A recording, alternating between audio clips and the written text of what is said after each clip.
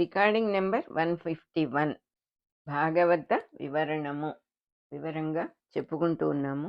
పంచభూతాలతో ఇంద్రియాలతో ఉన్న మాయ వల్ల జీవుడిలాగా ఎవరైతే కనపడుతూ ఉన్నారో, ఎవరైతే దుఃఖపడుతూ ఉన్నాడు, అనేక రకాలుగా బాధలు పడుతూ ఉన్నాడు జీవుడు అని మనం ఎవరి గురించి అయితే మాట్లాడుకుంటామో అతని అసలు స్వరూపము పరిశుద్ధము అని చెప్తున్నాడు ఇక్కడ కపిలుడు. పరిశుద్ధుడు, అఖండ జ్ఞాన స్వరూపుడు. ఆయన ఈ ఖండ జ్ఞానం ఉన్నవాడు కాదు. ఏ వస్తువైతే జీవుడిగా ఉన్నదో, అందరు జీవులలో ఉన్న ఆత్మతత్వం గురించి చెప్తూ ఉన్నారు. ఆత్మవస్తువు పరమాత్మ గురించి చెప్తూ ఉన్నాడు ఇక్కడ. అందరు జీవుల రూపంలో ఉన్నటువంటి ఆ పరమాత్మ పరిశుద్ధుడు, అఖండ జ్ఞాన స్వరూపుడు. అఖండ జ్ఞానం అంటే ముక్కలు ముక్కలుగా ఉన్న జ్ఞానం కాదు, అంతా ఒకటిగా తానే ఉన్నవాడు. అఖండమైన జ్ఞానానికి ఏ స్వరూపం ఉంటుందో అదే ఆ పరమాత్మ స్వరూపము. అతని అస్తిత్వమే సత్యము. అంటే ఒకసారి ఉండి ఒకసారి లేకపోయేది కాదు. భగవంతుడి గురించి చెప్పుకోవాలంటే, ఆత్మవస్తువు గురించి చెప్పుకోవాలంటే కొంచెం తోమి బాగు చేయాలండి ఆ పాత్ర అనే ప్రసక్తే లేదు. అసలు పాడవదు అది. You cannot do anything with that. It cannot be contaminated also. If somebody wants ఏదో పాడు చేద్దాం అనుకున్నా కూడా పాడు కాని వస్తువు ఏమిటి అంటే పరమాత్మ వస్తువు. ఏమీ అవదు, ఎప్పుడు అలాగే ఉంటుంది. అలాగే ఉండే పరిశుద్ధ వస్తువు సత్య వస్తువు అంటారు అటువంటి దాన్ని. ఎందుకంటే దాన్ని ఏమీ చేయలేము, అది పోదు, ఎప్పుడు అలాగే ఉంటుంది. మార్పు లేనిది, సర్వత్రా ఉన్నది, హెచ్చు తగ్గులు లేనిది, కుంటుపడని శౌర్యము గలవాడు. అంటే ఆ శౌర్యానికి ఆయనకి ఎదురు లేదు, ఏమాత్రం తేడా రాదు. ఆయన ఎదురు లేకపోవటము అంటే ఆయన యొక్క పరాక్రమానికి ఒకసారి కొంచెం ఇవాళ అంత ఓపికగా లేదండి అనే పాయింటే లేదు, ఎప్పుడు అలాగే ఉంటాడు. అన్నీ తెలిసినటువంటి వాడు. అన్నీ తెలుసు అంటే అర్థం ఏంటంటే అక్కడ డౌట్ అనేది, ఎక్కడ ప్రశ్న అనేది లేదన్నమాట. సమస్త జ్ఞాన సంపన్నుడు, ఉత్తమ జ్యోతి అంటే ప్రకాశమే, వెలుగే తన స్వరూపంగా ఉన్నటువంటి వాడు. ఎంతో దయామూర్తి, శాంతమూర్తి. ఆయన ప్రకృతి పురుషుల కంటే వేరుగా ఉన్నవాడు అని ఇంకో మాట అనుకుంటున్నాడు ఆ పసివాడు.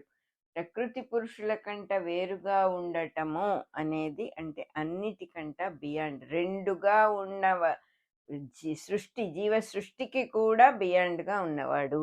రెండుగా కనబడుతూ ఉన్న దానికంతటికి ఆధారంగా ఉన్న ఒకే వస్తువు అని అర్థం. అటువంటి వాడికి నేను నమస్కారం చేస్తున్నాను. ఎందుకంటే భయంకరమైన గర్భ నరక బాధ నుంచి నాకు శాంతి కలిగిస్తాడు ఆయన అని ప్రార్థిస్తాడుట ఈ కడుపులో ఉన్న పిల్లవాడు. ఇదంతా కూడా కపిలాచార్యుడు వివరంగా చెబుతూ ఉంటే దేవహూతి, వాళ్ళ తల్లి అయిన దేవహూతి మళ్ళీ ఒక ప్రశ్న వేసింది. ఏమడిగిందంటే ఆవిడ, కొంతమంది మోహంతో ఉండి గుణాలతో కర్మలతో నడిపింపబడుతూ ఉన్నారు కదా, వాళ్ళ గుణాలే వాళ్ళ స్వభావం మీద ఆధారపడి వాళ్ళు ప్రవర్తిస్తారు, సంసారబద్ధులుగా ఉంటారు. ఉన్నదే ఏది ఇక్కడ జరుగుతోందో, ఏది మాయ వల్ల వచ్చిందో అదే నిజమనుకొని రకరకాలైన బాధలతో, భయాలతో, శంకలతో బతుకుతారు కదా. అటువంటి వాడు అలసట పడతారు, మార్గం తడుముకుంటారు. వాళ్ళ మనస్సులకు ఒక భగవంతుడు ఒకడు ఉన్నాడు, ఆయన్ని ప్రార్థిస్తే ఈ బాధలన్నీ పోతాయి అని అసలు తట్టనే తట్టదు. అటువంటి వాళ్ళు మరి ఇట్లా జీవించే వాళ్ళకి దైవము అనే మాట ఎప్పుడు ఎలా ఎంటర్ అవుతుంది వాళ్ళ జీవితంలో? అసలు మొట్టమొదటగా దైవభక్తి కానీ దైవ గుణ ధ్యానం కానీ ఎట్లా జరుగుతుంది, ఎట్లా అబ్బుతుంది వాళ్ళకి అని అడుగుతోంది ఆవిడ. మొట్టమొదటిసారి ఎలా అసలు వాళ్ళకి దేవుడు అనేవాడు ఇంట్రడ్యూస్ అవుతాడు? ఇన్నాళ్ళు తెలియని దేవుడు ఉన్నట్టుండి వాళ్ళకి ఎక్కడి నుంచి వస్తాడు అని అడిగింది. వెంటనే తల్లికి ప్రబోధపూర్వకంగా చెప్పాడు. అంటే బోధిస్తున్నటువంటి పద్ధతిలో భగవంతుడు 3 కాలాల్లోనూ స్థావర జంగమములతో నిండే ఉన్నాడు తల్లి. అంటే కదిలేవి కదలనివి సృష్టిగా ఏదైతే ఉన్నదో అది మొత్తము ఆక్రమించుకొని ఉన్నాడు, సర్వత్రా ఉన్నాడు. భగవంతుడు లేని కాలమే లేదు అసలు. జీవులందరూ కూడా భగవంతుడిలోనే భగవంతుడితో నిండిపోయే ఉన్నారు. వాళ్ళు వాళ్ళ వాళ్ళ కర్మల యందు సంసారంలో ప్రవర్తించేటప్పుడు బాధలు కలుగుతాయి, తాపత్రయాలు కలుగుతాయి. వాళ్ళకి ఆ బాధ భరించలేని స్థితి వచ్చి దైవాన్ని ప్రార్థించటము అనే ప్రాసెస్ స్టార్ట్ అవుతుంది. ఎప్పుడో ఒకసారి ఏదో నొప్పి, కాలు నొప్పో కడుపు నొప్పో వస్తుంది, వైద్యుడి కోసం వెతుకుతాడు. ఎన్ని మందులు వేసినా, ఎంతమంది వైద్యుల దగ్గరికి వెళ్ళినా తగ్గదు. అప్పుడు ఇంకా దైవం వైపు మళ్ళుతాడు. దైవం గురించిన మాట అప్పుడు వస్తుంది వాడి జీవితంలో. ఎవరో పక్కన పూజ చేసి తీర్థం ఇస్తున్నారు, అది ఆ తీర్థం తీసుకుంటే అన్ని రోగాలు తగ్గిపోతాయి అని వింటాడు. అలా వెళ్తాడు, ఆర్తుడై వెళ్తాడు దైవం దగ్గరికి. అంటే బాధ భరించలేక ఎవడో ఒకడు నన్ను రక్షించేవాడు ఎవడో ఒకడు ఉంటే చాలు అనే ఉద్దేశంతో మనుషులందరినీ ధ్యానం చేసిన తర్వాత ఫైనల్గా ధ్యానం అంటే ఈ డాక్టర్ తగ్గిస్తాడా, ఆ డాక్టర్ తగ్గిస్తాడా, ఆ మందు వేసుకుంటే తగ్గుతుందా, ఈ మందు వేసుకుంటే తగ్గుతుందా, ఇటువంటి వేట, మందుల వేట, డాక్టర్ల వేట అంతా అయిపోయిన తర్వాత, అందరూ చేతులెత్తేసిన తర్వాత అప్పుడు ఇతనికి దైవం ఉన్నాడు కదా, దైవం నాకు ఏమన్నా సహాయం చేస్తాడేమో అనే ఆర్తి వస్తుందిట. ఆర్తితో, బాధతో దైవం వైపు మరలుతాడు వాడు అని చెప్పి చెప్తూ ఉన్నాడు. దేవుడికి మొక్కుకోవటం ప్రాసెస్ కూడా స్టార్ట్ అవుతుంది. మొక్కుకుంటాడు, నా కొడుకు ఐఏఎస్ పాస్ అయితే తిరుపతి వస్తాను అని మొక్కుకుంటాడు. వాడు పాస్ అవ్వకపోయినా కూడా దేవుణ్ణి వదలడు ఈ జీవి. మళ్ళీ వాడికి ఏదైనా అవసరం వచ్చినప్పుడు దేవుడికే మొక్కుకుంటాడు, తండ్రి నువ్వే సహాయం చేయాలి అని. ఎవరో పక్కన ఒకళ్ళు ఉండి అడుగుతారు, నువ్వు ఎన్నిసార్లు మొక్కుకున్నా దేవుడు నీ కోరిక తీర్చట్లేదు కదా అని అడుగుతారు పక్కన. అడిగినప్పుడు వీడేం చెబుతాడట, నా కర్మ కూడా ఒకటి ఉంటుంది కదా, దైవం మటుకు ఏం చేస్తాడు, ఆ దేవుడు కూడా సహాయం చేయలేని స్థితిలో ఉన్నాను ఆ పరిస్థితుల్లో అట్లా అంటాడనమాట. అంతేగాని దైవం మీద భక్తి వదలడు, దైవం మీద నమ్మకం వదలడు, ఇంకా మొక్కులు మొక్కుకుంటూనే ఉంటాడు అంటున్నారు ఇక్కడ. మరి అట్లా మొక్కుకోవడం అనేది ఇప్పుడు ఈ పద్ధతిలో చూస్తే మనకేమర్థం అవుతుంది, కోరికలు తీరటానికి కాకుండా జీవుడా దృష్టితో వెళ్ళినా కూడా అసలు విషయం ఏంటంటే దైవ ధ్యానం అనేది వాడి జీవితంలో ఎంటర్ అయింది ఏదో కారణంతో అని తెలుసుకోవాలి అంటున్నారు. కపిలుడు కొంచెంసేపు ఆగి మళ్ళీ ఇట్లా చెప్పాడు, గర్భస్థుడైన శిశువుకి అర్థమవుతుంది మలము, మూత్రము, క్రిముల మధ్యలో ఉన్నాను నేను అని అర్థమై చాలా తాపం పుడుతుంది, ఆకలి కూడా ఎక్కువైపోతుంది, చాలా కష్టపడతాడు. ఎందుకంటే ఆకలి తీర్చుకునే మార్గం లేదు. అంటే శారీరక బాధ అనేది అప్పుడే పొట్టలోనే స్టార్ట్ అవుతుంది వాడికి, పసివాడికి. దీనంగా ఉండి ఆ దేహాన్ని నుంచి బయటికి రావడానికి ఇంకా ఎంతకాలం ఉంది అని పాపం లెక్క పెట్టుకుంటాడట. నన్ను ఈ గర్భం నుంచి రక్షించే వాళ్ళు ఎవరు, దీనరక్షకుడైన దేవుడు నన్ను రక్షించాలి అని ఎంతో ప్రేమగా భక్తిగా ఆ దేవుడిని అర్థిస్తాడట. తానేమి ఉపకారం చేస్తాడు, మళ్ళీ దేవుడిని అడిగాడు, దేవుడు సహాయం చేస్తాడు. నేనేం చేయగలను తండ్రి నీకు, నేను 2 చేతులు ఎత్తి నీకు నమస్కారం మటుకు చేయగలను, ఇంకేమీ చేయలేను. తర్వాత నేను బయటికి వచ్చిన తర్వాత మంచి గుణాలు అలవాటు చేసుకొని నీకు శుద్ధమైన శరీరాన్ని సంపాదించుకొని నేను విజ్ఞానము అనే దీపాన్ని వెలిగించుకొని నేను దర్శనం చేసుకుంటాను. ఈ విధంగా నీకు నేను రుణపడి ఉన్నదాన్ని ఆ రుణాన్ని తీర్చుకుంటాను అని చెప్పుకుంటాడట. ఈ గర్భనరకం నుంచి నేను అసలు బయట పడతానా, పడితే మాత్రం మళ్ళీ నీ మాయలో పడి నేను ఎటువంటి జీవితాన్ని గడుపుతానో, అందువల్ల ఈ సంసారము అనే చీకటి సముద్రంలో మునిగిపోతానేమో, కానీ నీ దయ వల్ల ఈ చీకటి నుంచి నన్ను నేను కాపాడుకోగలిగితే బాగుంటుంది. ఆత్మలో భగవంతుణ్ణే దర్శించి దీన్ని ఎలాగోలా సహించుకుంటాను అని ఒక నిర్ణయానికి వస్తాడట. ఈ గర్భ నరకం బాధలన్నిటికీ కూడా మూలం, దుఃఖాలకంతా ఇదే కారణం. కన్నములు ఉన్న దేహంలో, అంటే చిల్లులు పొడిచిన కుండ లాంటిది ఈ శరీరము, దీంట్లో మళ్ళీ మళ్ళీ ఇటువంటి జన్మ ఎత్తి బతకడం అనేది చాలా కష్టమైనటువంటిది. అంటే మనకి ఈ శరీరం ఎటువంటిది అనే భావం తెలిసినప్పుడు ఎవరు కూడా ఇది కావాలని కోరుకోరు. ఫ్లెష్ అండ్ బ్లడ్తో కూడిన శరీరం, రక్త మాంసమయమైన శరీరం, కన్నాలున్నాయి దీనికి. ఇటువంటి దాంట్లో మళ్ళీ మళ్ళీ జన్మలు ఎత్తటం అనేది దుర్భరము. అందువల్ల ఆ భగవంతుణ్ణి ప్రార్థించి నేను ఈ జన్మ పరంపరల నుంచి బయటపడాలని కోరుకుంటాను. ఆయన పాదపద్మాలు ఒక్కటే ఈ సంసార సాగరాన్ని, సంసారం అనే సముద్రాన్ని నన్ను దాటించగలవు అని అనుకుంటాడట. ఇలా నిశ్చయించుకుంటాడు. ఆ జ్ఞానంతోనే నిర్మలుడై ఆ 9 నెలలు ఎలాగోలా ఉంటాడు లోపల. 10వ మాసంలో తలకిందులుగా అయి శ్వాస ఇంకా ప్రారంభం గాక దుఃఖాన్ని పొందుతాడు.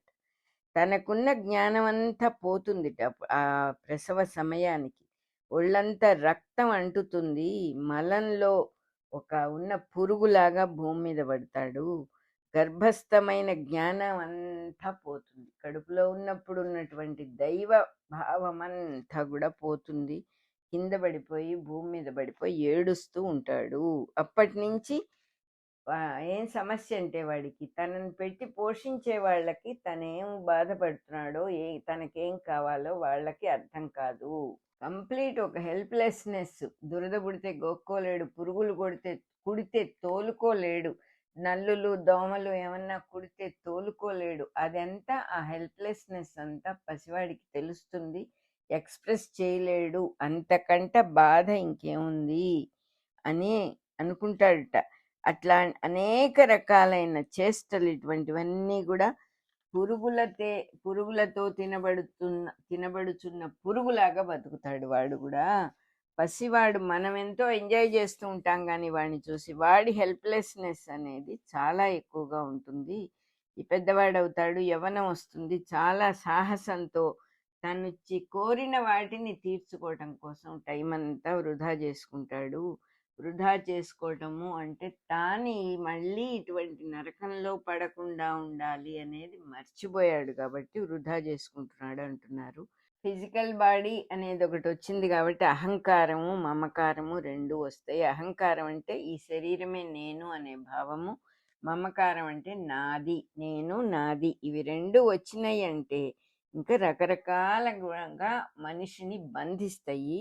మాట నిలబెట్టుకోవటం కోసం ఏవేవో చేస్తాడు. తనను తను ఇక్కడ అక్కడ ముడేసుకుంటూ బంధించబడుతూ ఉంటాడనమాట. నేను మాట ఇచ్చాను, ఆ మాట పంతం పడతాడు. ఒక్కొక్క చోట పంతం అవన్నీ కూడా మనిషిని చాలా ఇబ్బంది పెడతాయి. చెడ్డవాళ్లతో సహవాసం చేస్తాడు.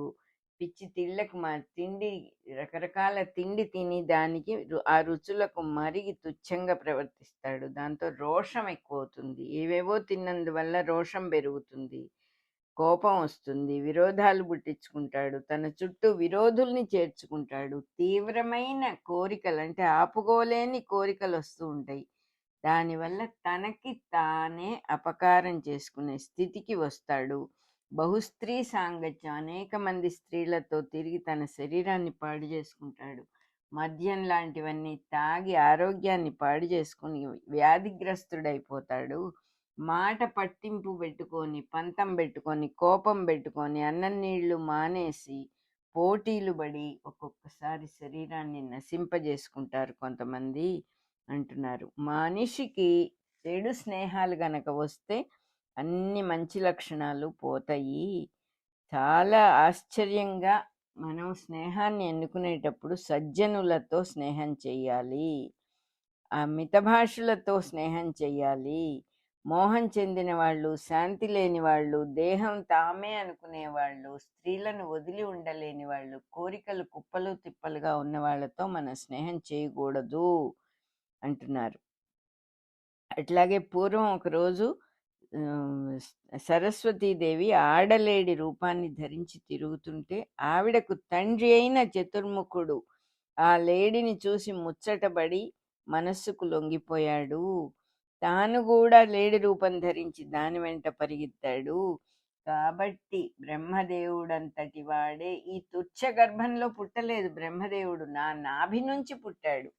నా నాభి నుంచి పద్మం పుట్టి, పద్మం నుంచి బ్రహ్మ పుట్టాడు. అట్లా పుట్టిన బ్రహ్మ కూడా దీనికి లొంగిపోయాడు.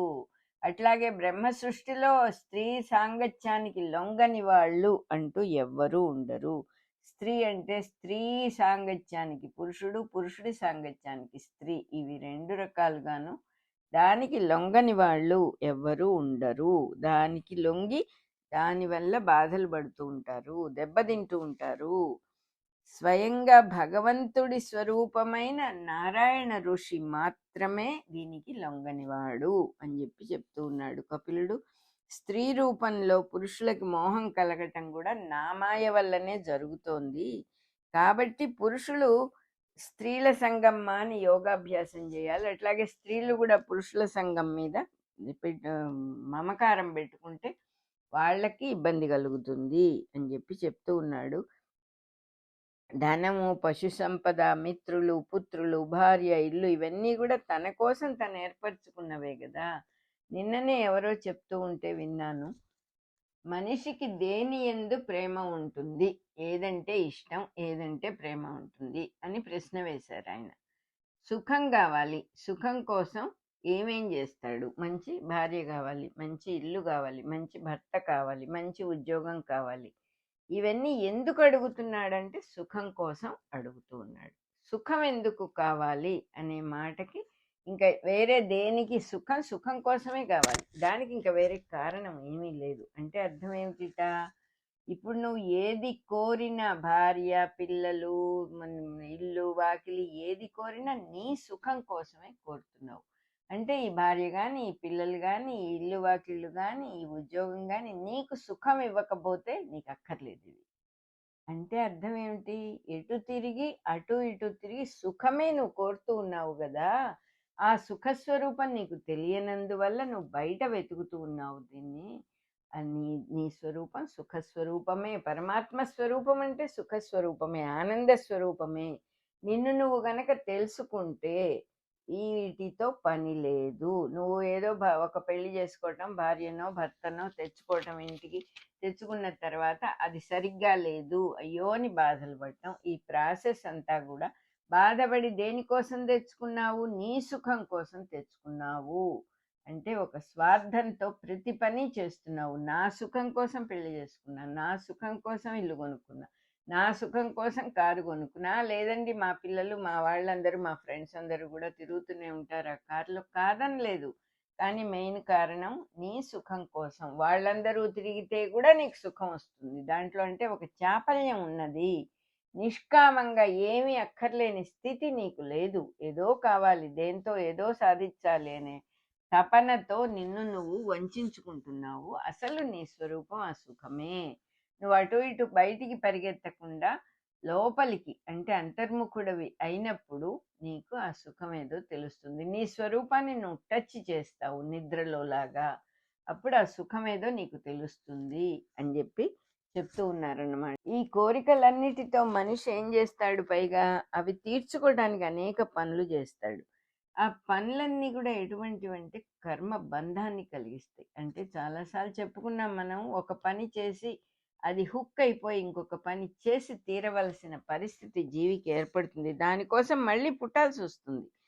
ఆ కర్మ ఫలాన్ని అనుభవించకుండా తప్పదు. ఆకాశంలోకి ఎగిరిన, భూమి లోపల దూరిన, దిక్కులంతా పరిగెత్తిన, ఎక్కడ దాక్కున్న కర్మ ఫలం తప్పదు.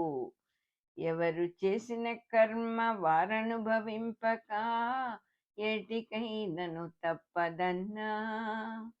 ఎవరు చేసిన కర్మ వారనుభవింపక ఏటికైనను తప్పదన్నా. ఏనాడు ఏ తీరు ఎవరు చెప్పగలరు, అనుభవించుట తథ్యమన్నా, అనుభవించుట తథ్యమన్నా. లింగదేహము అనేది మనిషి జీవించటానికి ఆధారంగా ఉంది. లింగదేహం అంటే ఏంటంటే స్మరణ రూపమైన దేహం, ఐడెంటిటీ కాన్షియస్నెస్ అంటారు. అంటే ఒక సింబల్ అన్నమాట, ఒక సిగ్నల్. అదేంటది? తనకి తన గురించి తనకు ఉన్న మొత్తం జ్ఞానము, జ్ఞాపకము ఒక ముడిలాగా గట్టిగా ఏర్పడిపోతే దాన్ని లింగదేహము అంటారు. కూడబెట్టుకున్న అనేక కర్మ ఫలాలు అంటే రిజల్ట్స్ అనేకము, ఇది కావాలి అది కావాలని చేసినవన్నీ మనం అనుకున్నవి రాకపోగా కొత్తవి కట్టబెడతాయి. ఆ కొత్త అనుభవాలు, అవన్నీ కూడా అనుభవిస్తూ కింద మీద పడుతూ అనేక రకాలైన జీవితాలు జీవిస్తూ ఉంటాడు. ఈ అనుభవాల వల్ల మళ్ళీ ఇంకో పనుల మీద ఆసక్తి పుట్టి వాటికి మళ్ళీ రిజల్ట్ ఓరియంటేషను, ఈ రకంగా జీవుడికి మనస్సు, ఇంద్రియాలు, పంచభూతాలతో శరీరానికి సుఖం అనుభవించాలి అనే ఆసక్తి ఉన్నా కూడా అది మృత్యువుని కలిగిస్తుంది. అంటే తాను చనిపోతాను అనే భావాన్ని కలిగిస్తుంది అది. అదే రకంగా ఆ శరీరం శుష్కించిపోతుంది. ఎప్పుడు ఆ శరీరం ఒకే రకంగా ఉండదు. ఏం చేసినా సరే ఎప్పుడు యవ్వనంలోనే సుఖంగానే, ఎప్పుడు బలంగానే ఉండటం అనేది జరగదు కాబట్టి రకరకాలుగా నశించిపోతుంది ఆ శరీరము. అడవిలో వేటగాడు జంతువులకి వేటాడేటప్పుడు రకరకాల దానికి ఇష్టమైన పదార్థాలన్నీ పెట్టి దాన్ని రప్పిస్తాడు. ఆ రకంగా శరీరం ఆకర్షణ, అనేక ఆకర్షణలు ఉంటాయి శరీరంలో. వాటన్నిటినీ పట్టుకొని జీవుడు మరణాన్ని అనుభవిస్తున్నాడు. అట్లాంటి దేహం తొలగిపోవటమే మరణము, అట్లాంటి దేహం పుట్టటమే జననము అంటున్నారు. అంతేగాని అవి తప్ప మనిషికి నిజానికి జనన మరణాలు లేవు. లోపలున్న వస్తువుకి జననము, మరణం, పుట్టటం, పోవటం అనే ప్రాసెస్సే లేదు. శరీరం ధరిస్తాడు, శరీరాన్ని వదిలేస్తాడు అని చెప్పారు ఇక్కడ. మన రికార్డింగ్ నెంబర్ 151 అయిపోయింది.